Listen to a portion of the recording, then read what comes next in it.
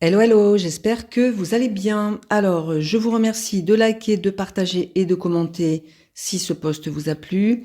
Je vais démarrer par une petite info pratique. Pour celles et ceux d'ailleurs qui sont dans ma région, je serai ravie de vous rencontrer ce week-end puisque je serai samedi 31 janvier et dimanche 1er février sur le salon d'Histoire Zen, donc au Palais des Congrès Neptune à Toulon.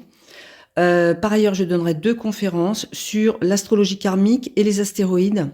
Donc je vous mettrai le lien en description. Aujourd'hui, je vais vous parler de Mars qui est entré en Verseau ce 23 janvier à 10h30 et qui va y rester jusqu'au 2 mars 2026. Donc, je vais déjà en parler un petit peu au natal. N'hésitez pas à me mettre un commentaire si vous êtes concerné par ce Mars en Verseau. Mars en Verseau, c'est une énergie d'action libre et visionnaire. Je rappelle que la nature de Mars, c'est l'énergie vitale, le courage, la combativité, le désir, l'action. C'est aussi notre façon d'agir, de défendre nos convictions. Alors bien sûr, cela dépend de la maison dans laquelle il est au natal et aussi des aspects qu'il forme avec d'autres planètes. Donc, le Mars en Verseau, Mars en Verseau va agir différemment. C'est-à-dire que il va être différent, par exemple, d'un Mars Bélier un peu brut. C'est-à-dire que l'action va passer par le mental, par la stratégie, l'expérimentation. Donc, il peut être attiré par des idées nouvelles. C'est une énergie électrique nerveuse qui peut être dispersée. Ce Mars, c'est un Mars non conventionnel puisque il impose pas, il ne domine pas, il bouscule les normes pour ouvrir de nouvelles voies. Il va remettre en question toutes les structures qui sont figées. C'est un indépendant, un original, très imprévisible, mais pour la bonne cause. Hein. C'est aussi tourné vers l'invisible et tout ce qui est progrès collectif. Donc il va combattre pour des idées et des causes et non pour un pouvoir personnel.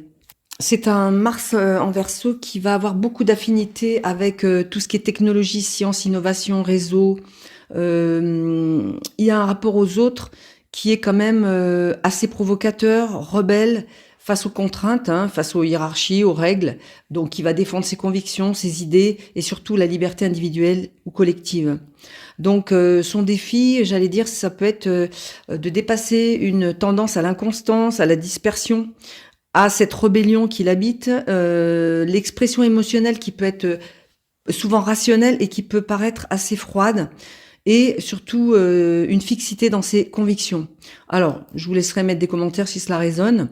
Alors, par contre, en transit, donc là, ça nous concerne tous, du 23 janvier au 2 mars, et je développerai aussi un petit peu plus pour le poste de la pleine lune qui aura lieu le 1er février en Lion. Alors, comme Mars en Verseau, c'est un rebelle mental, un petit peu visionnaire qui agit pour la liberté, là, on va être très concerné, surtout par rapport à l'actualité en cours. Alors, ce Verseau, déjà, je voulais vous dire qu'il est gouverné par Saturne, son premier maître, et le maître du karma, du temps, de la structure. Et là, Saturne se trouve en toute fin Poisson. Donc, il continue de purifier le karma. Il assure la transition entre l'ancien monde et le nouveau monde qui va se mettre en place via donc Uranus, hein, qui est donc la planète de la rupture, de la liberté, de l'innovation, qui est rétrograde sur les derniers degrés du Taureau. J'en parlerai un peu plus pour la pleine lune. Donc là, Mars en Verseau va agir comme un éclair au service donc de ce progrès et de la justice, puisque quand Mars traverse ce signe d'air, l'énergie donc elle est électrique, instable, peut-être même inflammable. Donc c'est pourquoi ce transit en Verseau va nous demander de canaliser consciemment. C'est-à-dire que il va falloir organiser cette énergie, la structurer et de lui donner une direction constructive. Alors déjà parce que le Verseau est visionnaire et très idéaliste, et si on veut pas rester dans des idéaux abstraits ou des visions utopiques ou des révoltes stériles, c'est vrai que là va falloir vraiment canaliser tout cela.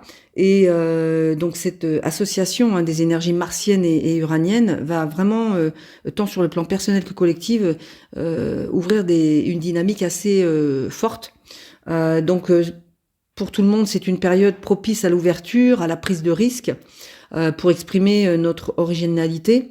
Et attention à l'éparpillement, hein, bien sûr, puisqu'il peut y avoir tellement d'opportunités et d'idées qu'il va falloir trier, sélectionner soigneusement la direction qu'on souhaite suivre.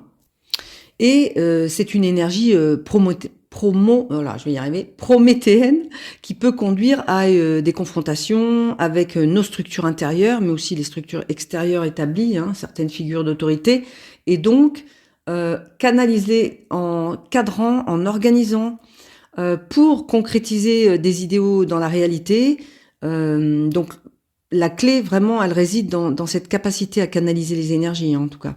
Alors, ce n'est pas, c'est pas un Mars impulsif qui arrive puisqu'il sort du Capricorne, donc il est gorgé encore de l'énergie Capricorne. C'est un Mars lucide, stratégique, capable de se détacher aussi de ses émotions pour agir au nom de causes plus collectives. Il va penser avant d'agir. Alors, ça veut pas dire que ça va être calme, hein, ça veut dire que quand même, ça va être très tendu, intense.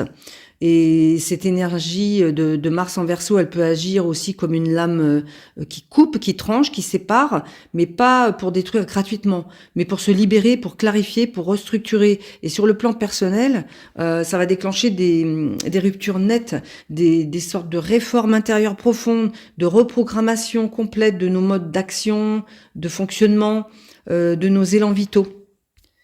Alors là, c'est vrai qu'attention, mal intégré, mal canalisée, donc cette énergie peut devenir rigide, idéologique à l'extrême. Et donc là, on a cette conjonction à Pluton en plus qui va intensifier ces énergies martiennes pour vraiment encourager des actions de transformation. Et en fait, Mars ne repasse pas en Verseau avant 2 ans, donc ça donne vraiment une portée très particulière, surtout dans le contexte actuel, bien sûr. On a une fenêtre de transformation, un moment très important où on peut nous affirmer de manière significative. Et essayez de vous rappeler ce qui s'est passé il y a 2 ans, puisque précisément c'était d'ailleurs le 14 février 2024.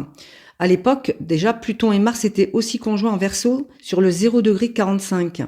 Alors c'est une synchronicité, j'ai trouvé, parce que ce degré, c'est le degré 0,45 sur lequel vont se retrouver Saturne et Neptune en Bélier le 20 février 2026. Et on avait l'astéroïde Icare qui était déjà activé à l'époque, il y a 2 ans, sur le Soleil par contre. Et là, on a cet astéroïde Icare dont je vais vous lire le nuage de sens qui est extrait des livres de Héliastro. Icare, le fils de l'architecte athénien Dédale, connu pour sa chute accidentelle après avoir volé trop près du Soleil alors qu'il s'échappait du labyrinthe avec des ailes de cire créées par son père. Donc ce nuage de sens nous parle de vitesse, de tomber au sens littéral, mais aussi au sens figuré, dans le sens tomber de haut, imprévu, burn-out, chute, accident. Selon Ellie, la phobie de l'avion, Icare peut être le pointeur d'un burn-out qui nous pousse à tout ce qui est en lien avec la vitesse, la prise de décision rapide, mais la prise de risque en tout genre. Ça peut être aussi besoin de faire échappatoire, besoin de s'éloigner de situations contraignantes.